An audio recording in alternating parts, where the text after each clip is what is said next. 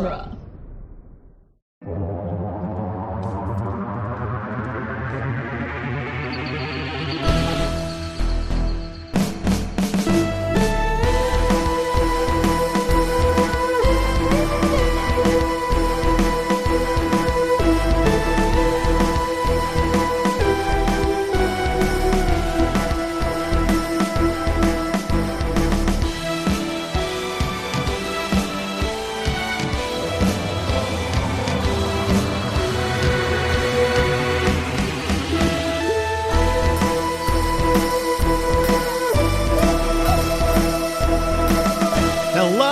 Welcome back to the Doctor's Companion presents Doctor Who: The Long Way Round, the weekly podcast where we review and discuss every episode of Doctor Who, one doctor at a time. I'm Nick Jimenez. I'm Scott Corelli. And I'm Cass Fredrickson. Today on the show, we'll be discussing Ghost Light, the Seventh Doctor's 10th story. Mm-hmm. And Sylvester McCoy's favorite of his era. Yep. He loves this one. And it's funny, I guess they did a commentary for this on the DVD, and he was not a part of that commentary. And the rest of the people that were on the commentary, it was like Sophie Aldred and like some other people, and they were like they're like halfway through the second episode, and they were just like, Sylvester really likes this episode. I have no idea what's going on. I just think it's neat. Yeah. Yep.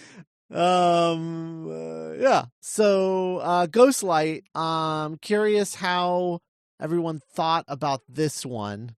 Cass, we'll start with you. What are your thoughts and feelings on Ghostlight in general? Okay, I'm going to be honest, and maybe that this is like a spicy take, because this is this is well regarded. I'm camp. I don't know what the hell's going on. It's not that I don't like this one. It's that I genuinely don't understand it. And I didn't understand it 12 years ago when I saw it the first time, or however long it was, and I didn't understand it today. And I was hoping that would change. But unfortunately, that's where I'm at. I don't think I've ever said this, and I don't think I will ever say it again, but I wish this one was longer. Because it feels like it's like too cerebral and like too like in its own. It's like too up its own ass. But it's also like not giving anything enough room to breathe, and develop, in my opinion. Like everything just kind of happens. So that'll be fun when I'm recapping that. But yeah, I don't know. I don't understand. And like the production design is cool, and I like all of Ace's little outfits and stuff, and I like the Doctor and Ace, like their like camaraderie and stuff, but like I don't understand this story, so that's where I'm at. Nick? Yeah, it's interesting. I think I like agree with everything Cass said, and yet I come away really enjoying this one. Like listening to you, Cass, it was like, wow, I guess in retrospect, I don't really understand what a lot of that was either. Like who Light was, and I guess in the final minutes of this episode, we find out what Josiah's plan was, and I can't wait to talk about that with you guys. But I had a lot of fun because of Seven and Ace's camaraderie there. I made a note, kind of almost Gilmore Girls like patter, of just being on the same page, and being a huge Ace fan. I kind of like how I often talk about how I want Classic Who to get more into the psyche of these characters and not be so like Johnny Quest plot driven. And so I was having a lot of fun with this, kind of going back into Ace's background and childhood, and like something she's been running away from. So yeah, I don't think I enjoyed this on the level of like a Happiness Patrol or a Paradise Towers, but you know, I just really like this era of the show. So I had a fun morning. Yeah. Yeah. I think the biggest issue with this is that it is a story that takes place in a spooky house and it's called Ghostlight. But it has nothing to do with ghosts. Or like there's not even anything that people like think are ghosts at first, you know? Like other than like Ace just being like, I don't know, that house wigged me out, so I burned it down. It looked at me weird. Other than that, like it's you know, it kind of reminds me of like the way the characters are all acting. And I mean, part of this is because one of the characters is a big game hunter, but I get like Jumanji vibes out of this where like all of the characters are like really like big and don't feel like they all belong together, you know. And you're interacting with them, but they just feel very like two-dimensional, but like in a purposeful way, like where it's like some kind of weird stylistic choice. I don't know, almost like Clue, like a serious Clue or something. It's like the death psyche. It's like Great Britain's mind is shutting down as it's dying. And so all of its sort of iconic archetypes, like the Rudyard Kipling big game hunter and the what's all this then constable and the maids are all just kind of spiraling down a drain. Yeah. Yeah. Yeah, I mean, I like this for the vibes. I think that narratively it doesn't, it's like I don't want to say that I was confused by what was happening. I like by the time you get to the end, I'm like, oh, okay. Like I basically get it, sort of.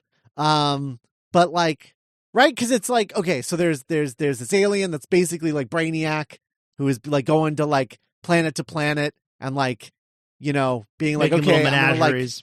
I'm going to file all these guys away to be like, okay, that's what this planet's about. And then I'm going to move on to another planet. But he got stuck on this planet and like kind of frozen here.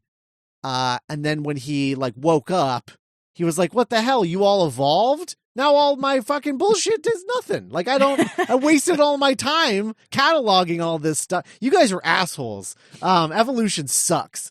And there's like a guy who was like really into evolution against the will of the church. I don't know. It feels like it has like these big concepts that are all like, yeah, they're all related to like evolution and, Christian change, morality and change, Victorian change. England. Right. All this stuff. And it's like, yeah, no, it's all related. And I'm like, yeah, I guess thematically, like they're sort of linked, but like narratively, they don't really have a lot to do with each other. Right. Yeah. And that's, I think, where it gets really confusing. It seems like he had all of these big thoughts and ideas and concepts he wanted to get out of this poor little 3-episode story and just shoved it all in there. And it's too much. It's too much. Too many things. Unfortunately, I think. But it does end with the Doctor saying wicked, which is pretty wicked. It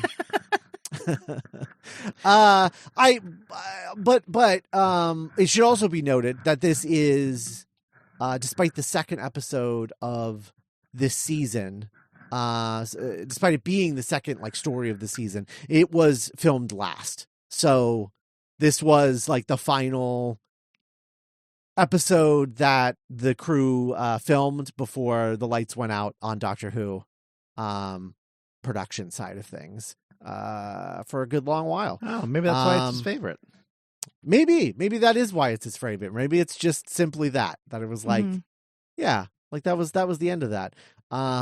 It's a more interesting final episode than the final story that we actually get, which is insane. Yeah. But it also got bumped up in the rotation. It was supposed to be the third story because actually in the next story, The Curse of Fenric, there is a reference to Ace regretting having burned down this house when she was a kid. And then this episode was supposed to follow that. in Mhm. which like, oh, the doctor took her to the house that she regretted burning down to show her like, no, you should have blown it up instead. This place sucks. But John Nathan Turner swapped them in release order because he felt that Curse of Fenric was a better episode to air during the Halloween season. I agree. Yes. I love that one. Yes. Though, ironically, if he had just kept it here, the final episode of Curse of Fenric would have aired on Halloween. So Oh well. it instead of the first episode. So like I don't really I don't know. Whatever, man. Like it would have been fine.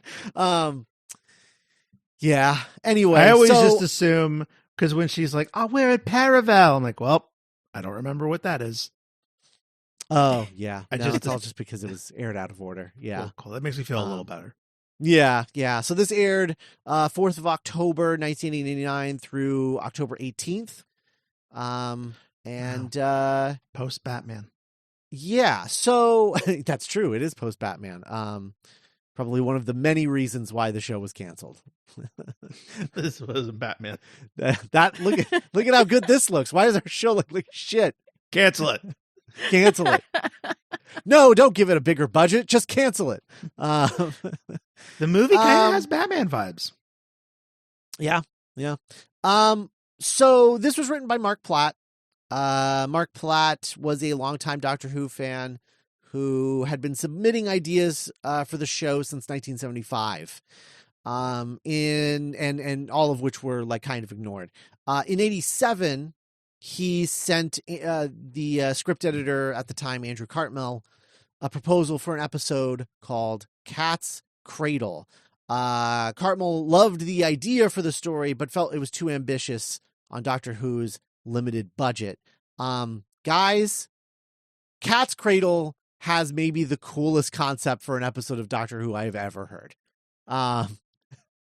Okay. So Cat's Cradle is about something going wrong with the TARDIS that turns it inside out, forcing the Doctor to navigate through the alien landscape of the TARDIS, which is spread across an entire planet, That sounds so cool. in order to restore his time machine back to being outside in.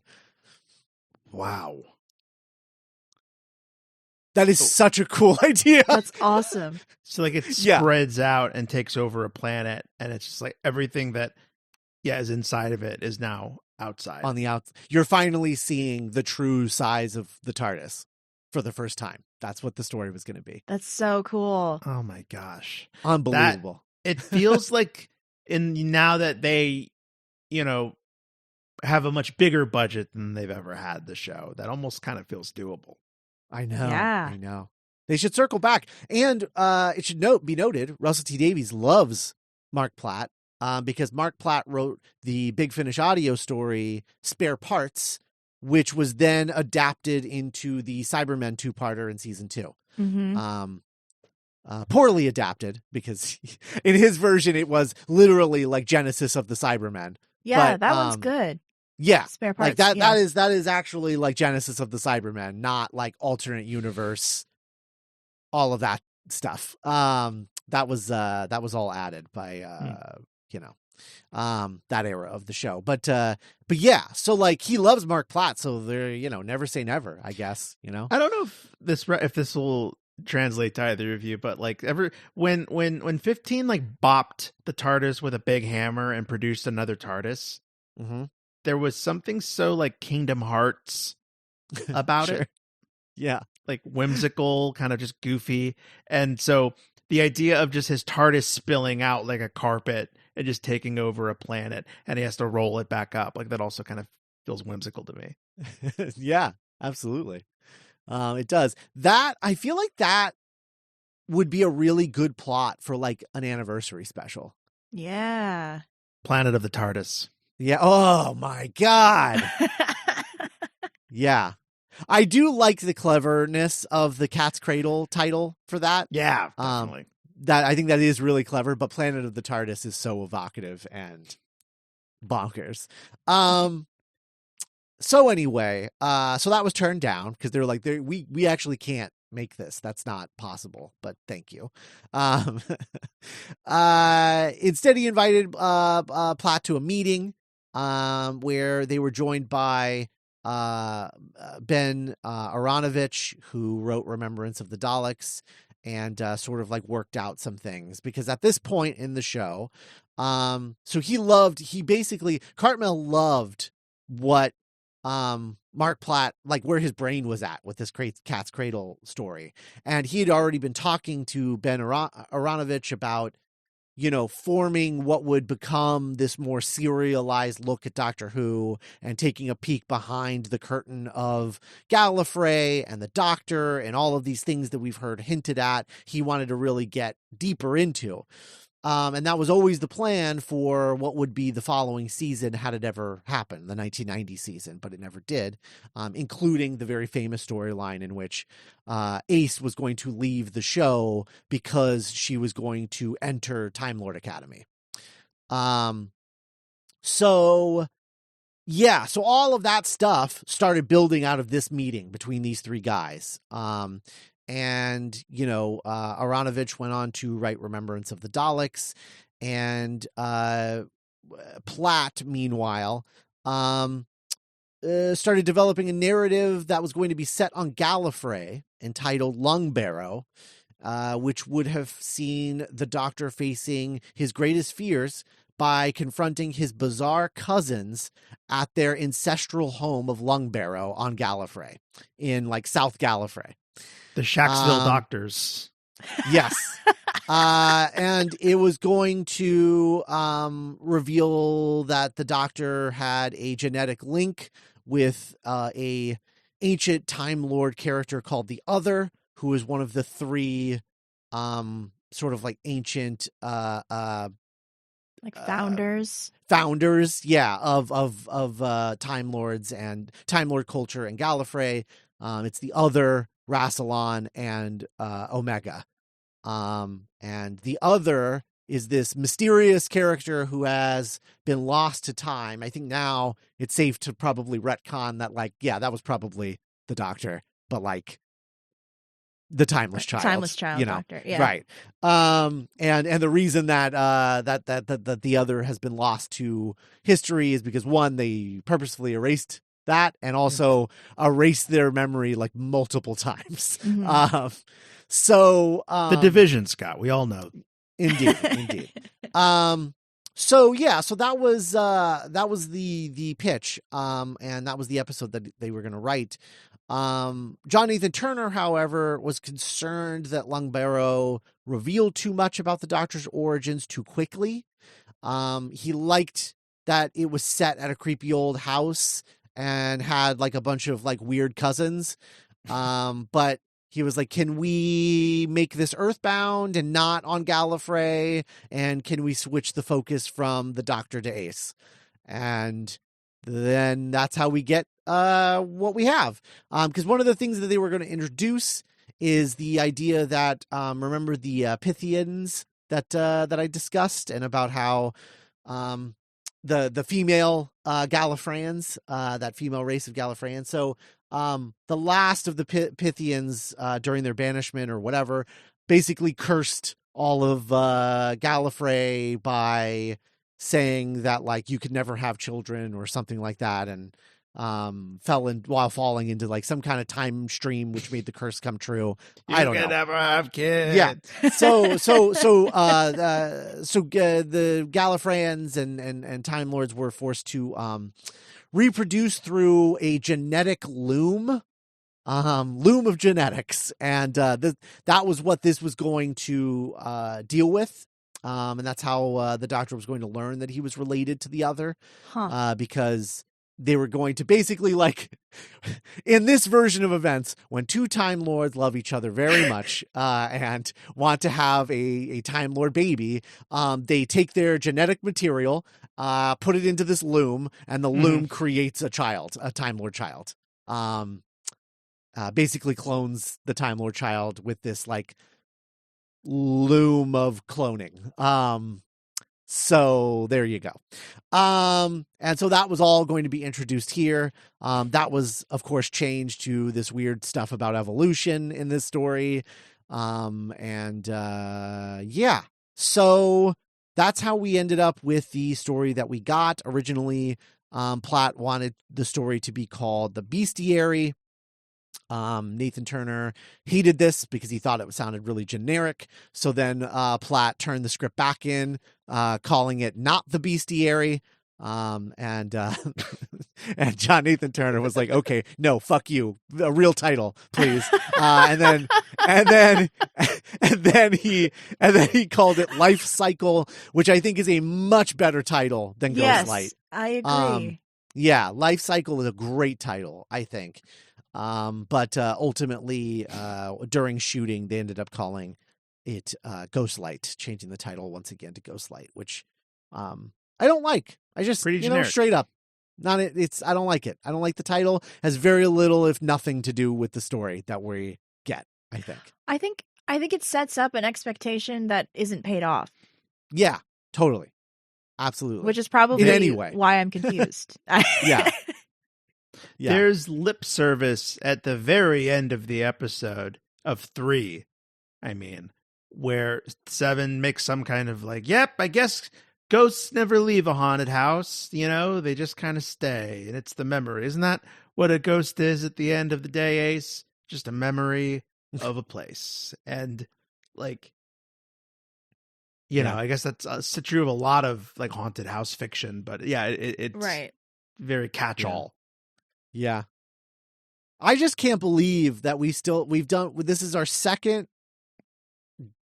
episode to reference ghosts that aren't ghosts, and we've still got another one to go this season. It's just weird that they all lined up like that this year. The ultimate ghosts aren't ghosts story. Yeah. Oh man, so strange. Yeah. So anyway, Life Cycle changed to Ghostlight, and was poorer for it, I think. Well, originally it was The Bestiary, then it was Not the Bestiary. That's so funny. Right. Then it was Life Cycle, then it was Ghostlight. Yeah. So this was shot in tandem with the final story, Survival, right? Mm-hmm. Okay, I couldn't remember what form of the word survival it was, if it was survive or survivor or yeah. Anyway, with Survival, same director, same production block, and was shot also back to back with Curse of Fenric, which is also a lot of location shooting. So it was like Battlefield and Curse of Fenric were shot together, and then this and Survival were shot together, but for whatever reason, because this is all studio stuff, this was shot last, and so this was the end of the show at this point. And yeah, it's so funny because they were basically like the BBC were like, hey, the show hasn't been canceled, but we're not planning on bringing it back anytime soon, so you're all released from your contracts. There will be no season in 1990. There will be no season for the foreseeable future, but we're not technically canceling it. And they would keep saying that in Doctor Who magazine and Radio Times and all of these things. But it was definitely canceled. And when he got to this, John Nathan Turner was adamant that he had produced his final episode of Doctor Who and left the BBC in August of 1990 to become a freelancer, never to look back, or so he thought, because of course he would be back for one final thing in 1993. Yeah.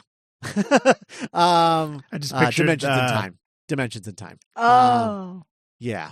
I just pictured like the ending of Cruel Intentions, where he's with a spoon in the car, top down, Bittersweet Symphony playing. It's true. Yeah. Once we're done with the Seventh Doctor era, our next probably April Fool's episode will probably be Dimensions in Time, because I don't want to devote a real episode to Dimensions in Time, but I do think it's worth talking about because there's a lot of behind the scenes stuff that I think is pretty interesting about that. But Nick, if you don't know what Dimensions in Time is, it is the 30th anniversary special, which was basically a sketch, a 2-part sketch on Children in Need, the Children in Need special. Is this the Rowan Atkinson one? No, we did that already. We did. This is a crossover with EastEnders. Oh, yeah. I don't think I've seen Dimensions in Time. It's horrible. Great, I'm excited. Yeah, no, it is. It is truly horrible. Like just truly one of the worst things to ever happen. What's the math on that? Is it worse than Doctor in Distress though? Like, come on. Yes, I love Doctor in What? Distress. Okay. Oh, it is. It So saved much the show, worse. Cass. If it wasn't for that song. Yeah, that's true. I forget how long it was. I feel like it was, I don't know. I feel like it's kind of short, but I don't remember entirely. But it's not good. But it does have a lot of doctors in it and a lot of companions and a lot of EastEnders. Does it have like K9 smoking a cigarette, drinking a pint? Yep. I hope so. It definitely has K9 in it. Yeah. I don't know if he does those things, but he's in Oi, it. bruv. Yeah. Yeah.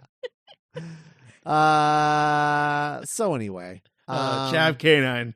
Get on that. AI. Yeah. Oh, okay. There it is. Yeah. So each episode is like 5 minutes long. Oh, that's not So bad. it's like 10 yeah, minutes no, long. it's a short thing. It's just really bad. The Ronnie is the villain. Oh no. Yeah.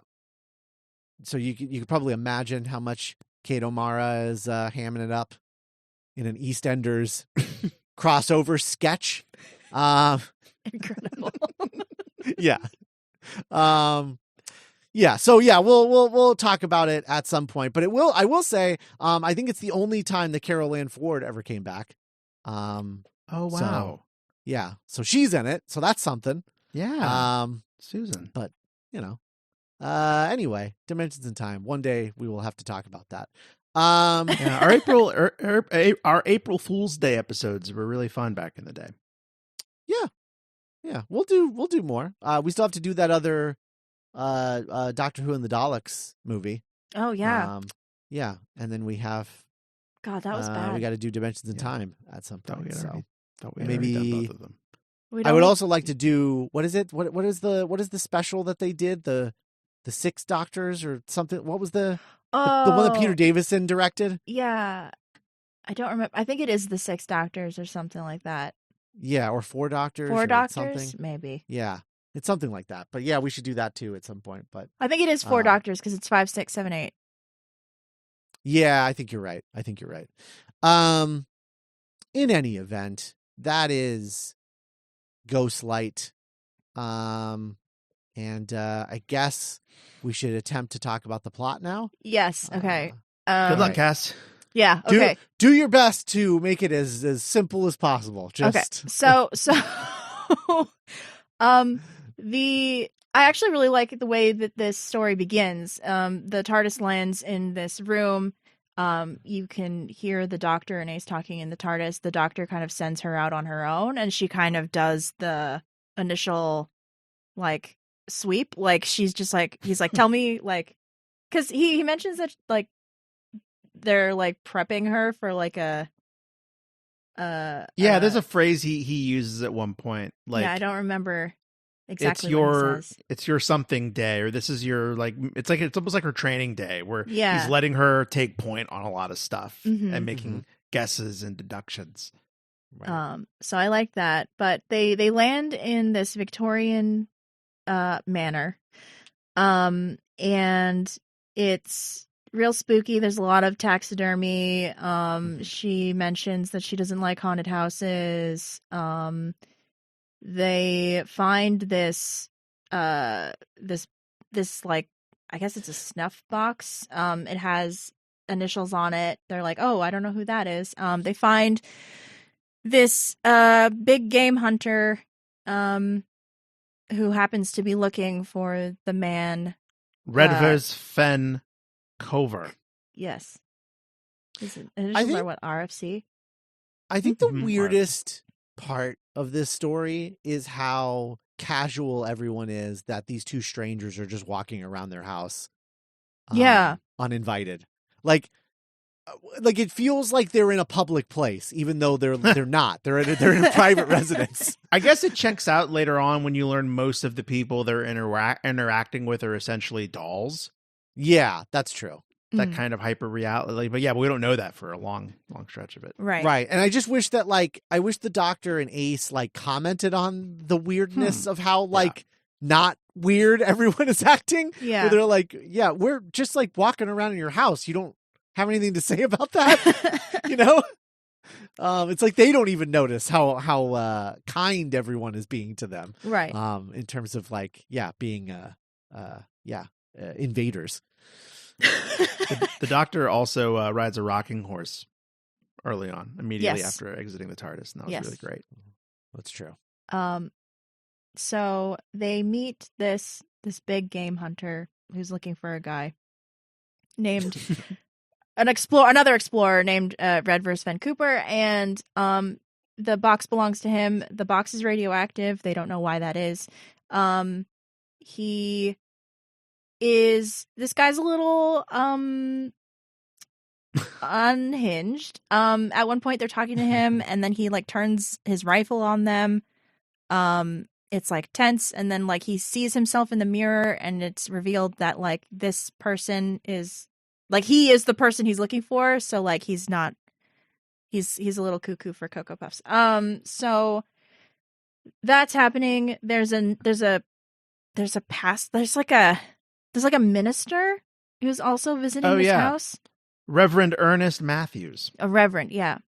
And he is here to see the owner of the house, whose name is Josiah Smith. Josiah, yeah.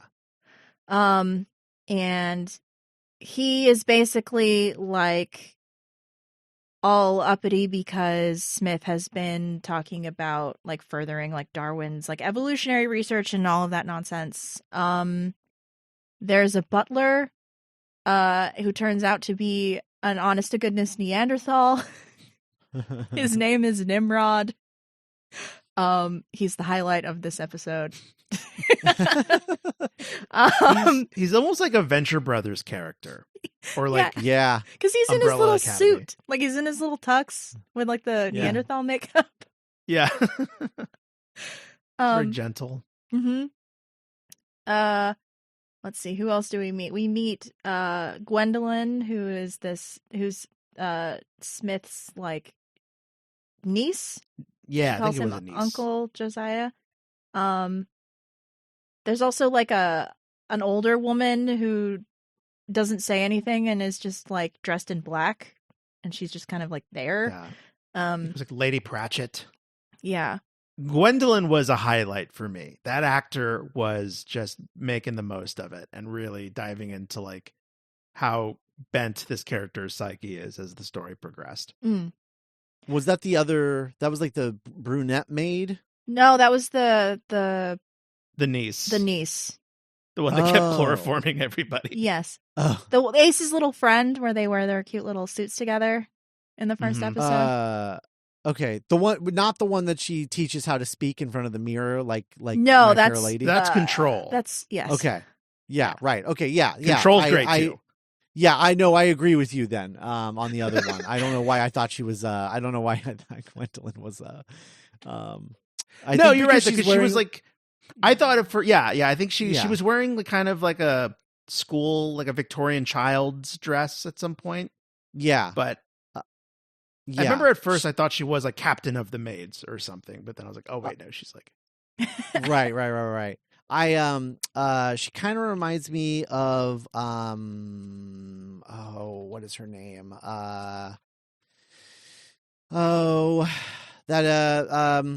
The Fiona Dorff, Brad Dourif's daughter. Mm. Because Fiona Dorff is also a little weirdo like that. I don't know. They have exactly the same energy and the I was curly hair. Yeah. Yeah. So anyway, I like that Ace just makes little friends in all of these like later Seventh Doctor stories. Yeah. She's just she just kind of like takes a shine to any kind of like outcast or kind of oddball in whatever situation, and then they kind of feel like I can trust this person for some reason and be vulnerable around them. So basically Ace kind of figures out that this house is the same haunted house that she once visited in like 1983, I think, that wigged her out, and she's really upset about this because she feels like the Doctor tricked her, and she basically like runs off. She goes down into the basement of the house. There's like like an alien kind of looking space in the basement, and there's like a creepy raspy voice behind a door, and then the episode ends with two like monster suits Like bugs toddling toward her. Yeah. The original intention, like I guess Mark Platt like wrote in the script that like a door slides open and there's like a dozen of these like creatures and they're all different, like because they're all supposed to be like weird evolution experiments, right? Like, right. And so there was like a fish one, and there was the bug one, and then there was all a bunch of different ones, and they get the script, and then and he like turns it in, and Cartmel like gets to the end, and he just points at this, and he's like, see this, and just crosses out all but two of them. Best That's I can what do we is can two. afford. Yeah. Pick your favorite. Yeah, that's that not. That's not that you are not writing for this show, my friend.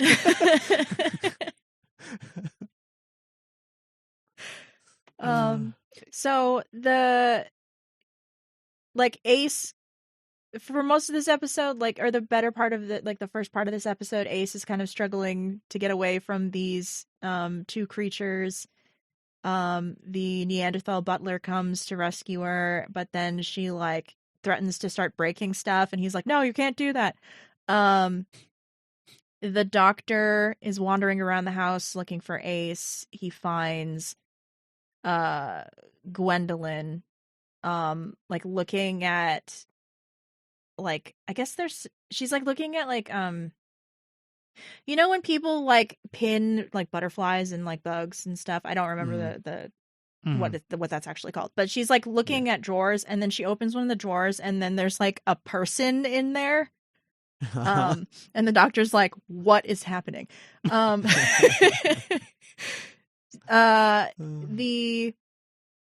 see. There's a lot of chloroforming happening in this story. The poor Reverend at one point. Yeah. Yeah, he gets chloroformed twice. Yeah. And then he eats a banana and turns into a monkey.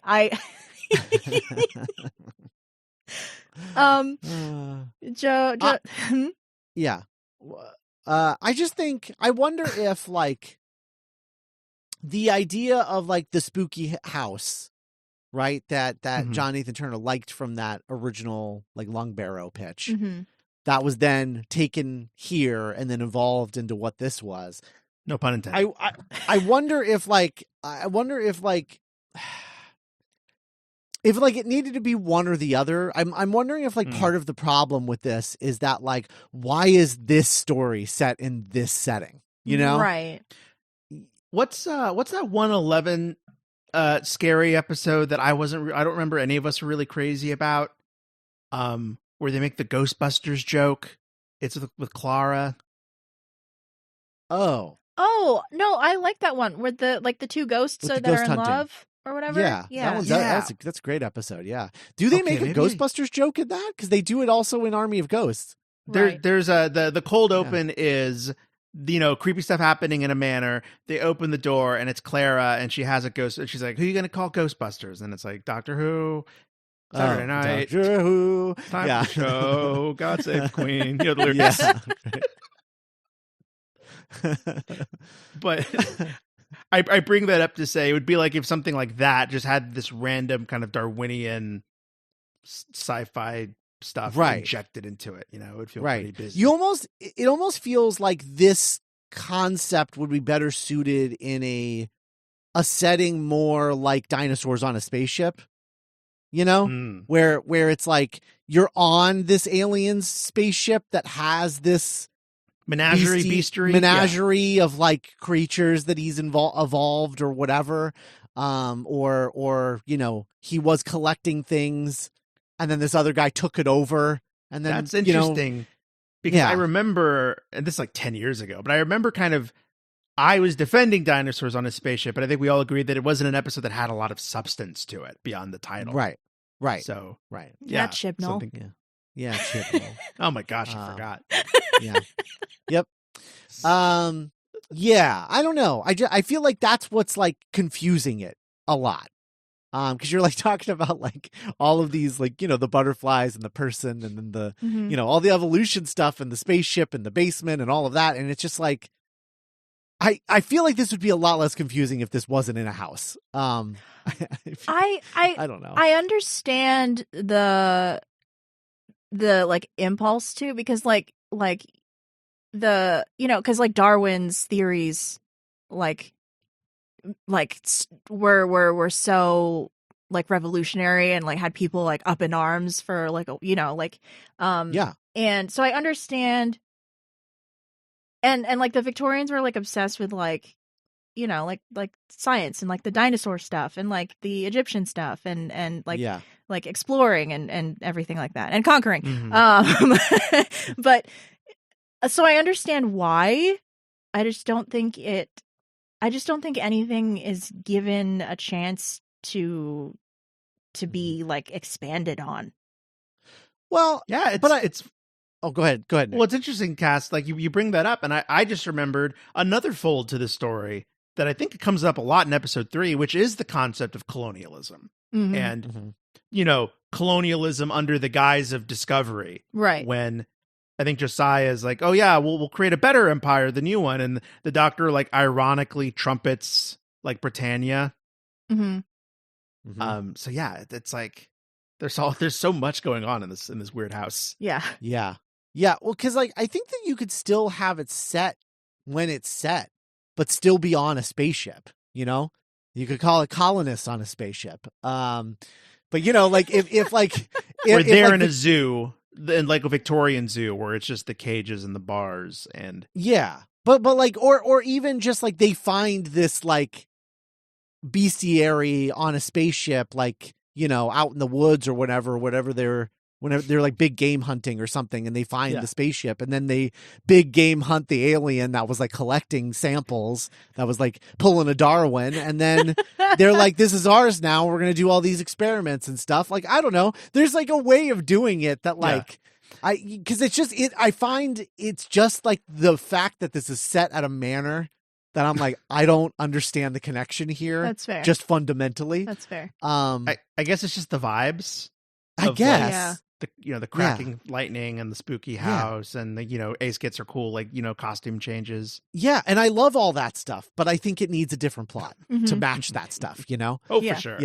Yeah. I feel like this could have been 2 separate stories. You take the setting and the costumes and the characters, and you make one like spooky story, and then you take the concept of the story and make a more sci-fi focused story. Right. And then you'd have 2 really strong stories instead of one kind of baffling one. Does Control kind of make her debut in this episode 2? I think so. Like they, because she's at the cliffhanger when she's like, that's like the beggar from Sweeney Todd. Yes. She come. Well, no, because the cliffhanger is Light showing up. So like, the door swinging open. Yeah. Okay. So Sorry. no, it's I'm trying I read this entire wiki like earlier before we were recorded and I was like, okay, that makes sense, kind of. Now I'm just like trying to So this Josiah Smith guy is an alien, I guess, and he the two monsters in the basement are two of his previous evolutionary forms. I don't know why they're still moving around. Don't think about it too hard. He is he's like using these people for some reason. Like the people who are stuck in the house. And there's husks. Yes, there's another alien in the ship, the raspy voice, and her name is Control. Mhm. And I just realized how you fix this. oh, okay. The villain, the person who's doing the experiments, should have been the Ronnie. Son of a bitch! It's always the Ronnie. It's always Yeah. Yeah. Yep. Oh my god. Yeah. Okay, so you spend like the whole first episode wandering around like, oh, this is a weird thing. Like, what's going on here? And then like, no, that makes me upset. Yep. Because of course it's the Ronnie doing weird evolution experiments. Of course it is. Yep. Yeah. Anyway, that's how you fix this and make it a lot less confusing. Because you're like, oh, well, I mean, this makes sense because she's who she is, you know, and then like you could kind of skate by on a lot of stuff at that point. Mm-hmm. Yeah. Josiah and Control are sort of feuding. Yes. Mm-hmm. He keeps her locked in the basement for reasons that aren't ever fully explained, but I assume they're explained in the novel because there is a paragraph that I'm going to read to you guys from the wiki that explains everything, but I'm like, none of this was communicated in the story.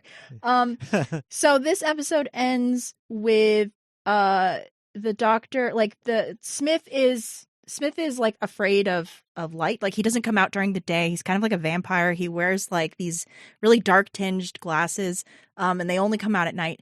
And the doctor realizes there's like another entity trapped in the spaceship in the basement. So he lets him out. And it's this being that's supposed to look like like an angelic being. But he's just kind of yellow tinged. And the doctor, he's not kind of yellow tinged. Yeah. He couldn't. They apparently could not afford wings. John Nathan Turner said no to wings. He said that was a needless expense. He hates fun. Yeah. Well, I mean, he hates spending money because they don't have it. So the doctor summons this creature named Light, and then he like opens the door. There's a bright light, and that's how the episode ends. Yeah. But the paragraph, light, if you will. That you said explains everything. Okay, yes. Okay, so this is in the summary for part 3. So this takes place in the year 1883. So it says, while Control remained imprisoned on the ship to serve as the, quote, control subject of the scientific investigation, events transpired such that Smith, the survey agent, mutinied against Light, keeping him in hibernation on the ship.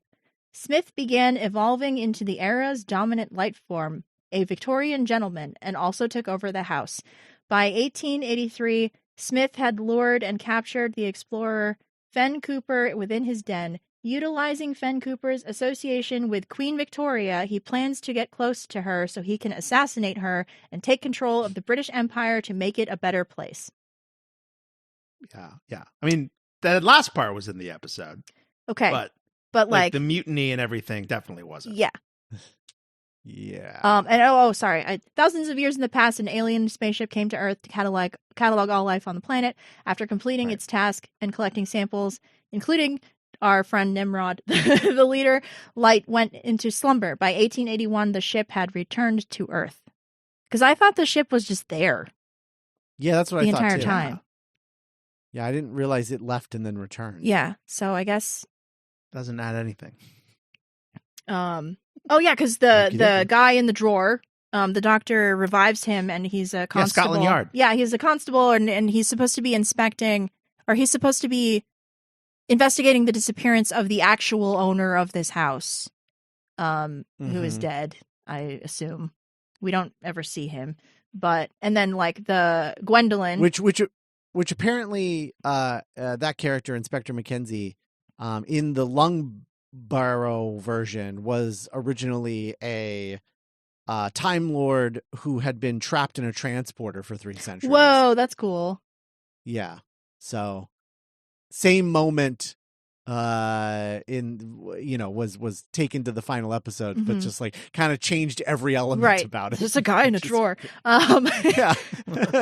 Yeah. So we find out that Gwendolyn is the original owners of the house's daughter, and this other like matronly woman who kind of looks like her is her mother.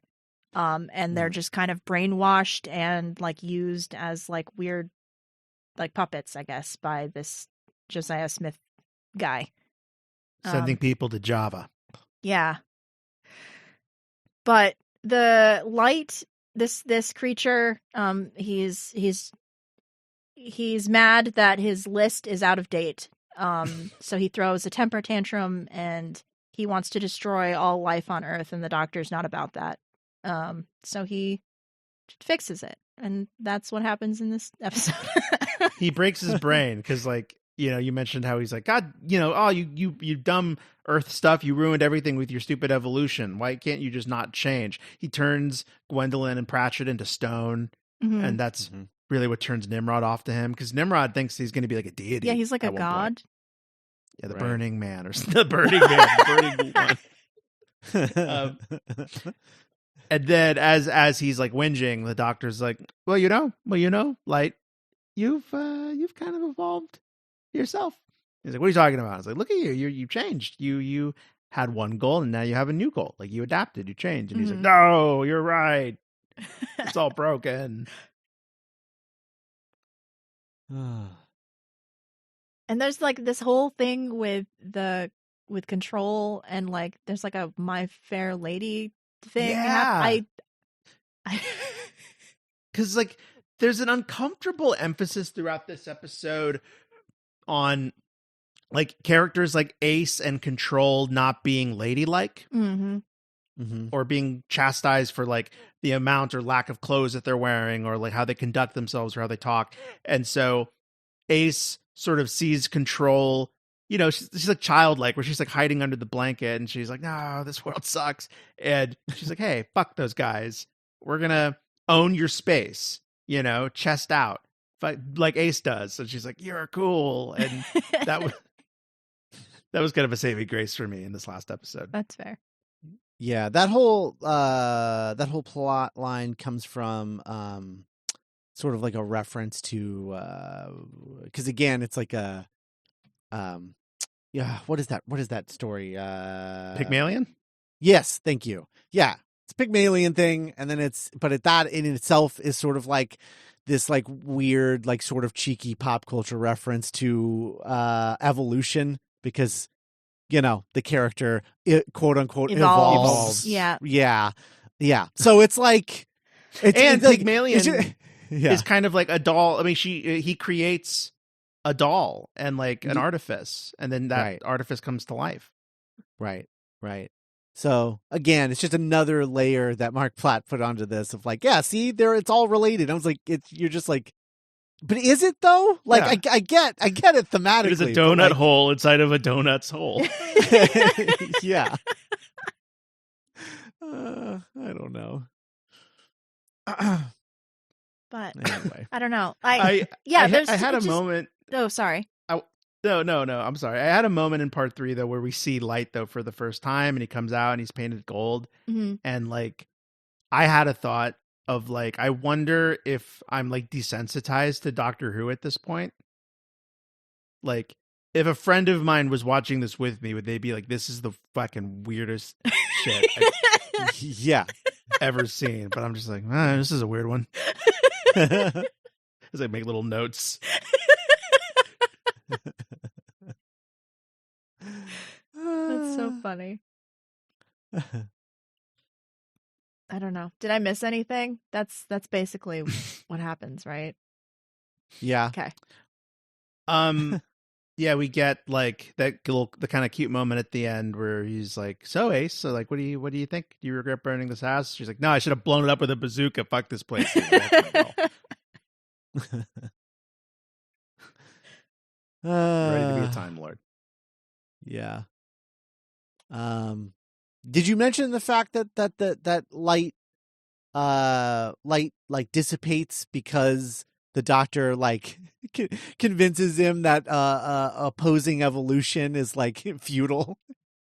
Yeah, like because Nick was talking about how the Doctor just kept making like a bunch of references to change, and then light basically exploded. Yeah.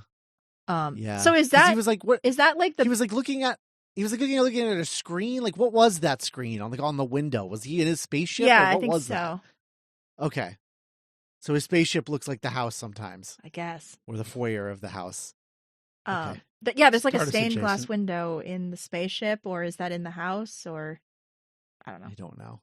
I don't know. I keep picturing the screen with the Master in it.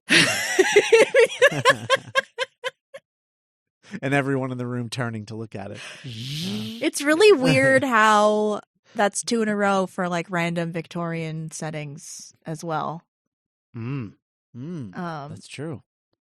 You know, it's something that the show returns to again and again. Like I'm last year I read the novelization of The Crimson Horror that had a lot of kind of clever, I guess that was like a little after Victor, but you know, kind of like clever comments on the cost of progress at that time, and you know, people being grinded up into dust to feed the upper class and stuff like that. Yeah. Man. Well, I guess that's Ghostlight. And how? Our next Seventh Doctor, Curse of Fenric, is like an all-timer. Nice. Yeah. Well, Scott, you said I'm, this one was a banger. I mean, I remembered it being a banger, but I think I was just remembering vibes. Yeah, and, that's fair. You know, There were a the lot of actual vibes. plot of this is baffling. Because like every time you're like, oh yeah, this one's great. I'm like, okay, I'll give it another shot. But yeah, I think I just like the vibes of this one. There's no way I understood what any of this was about at the time. It was just about Ace kind of getting to finally close the door on a troubled part of her past as a cool 80s youth. Yeah. Very true. Yeah, I do. I like that part where she's like, he's like, why didn't you tell me? And she's like, I don't have to tell you everything. You're not my probation officer. It's great. Man.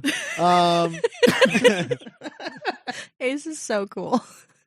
Yeah. But yeah, Curse of Fenric, that one's a good one. And then we'll have one more after that, which is not as good. No, I mean, no, I mean, Cass raises a really good point. Ace is just so effing cool this entire episode, and she'll just like eat shit, like Victor, or like just yeah, crank it, wise ass, and just she's the best. Never taken guff from anybody.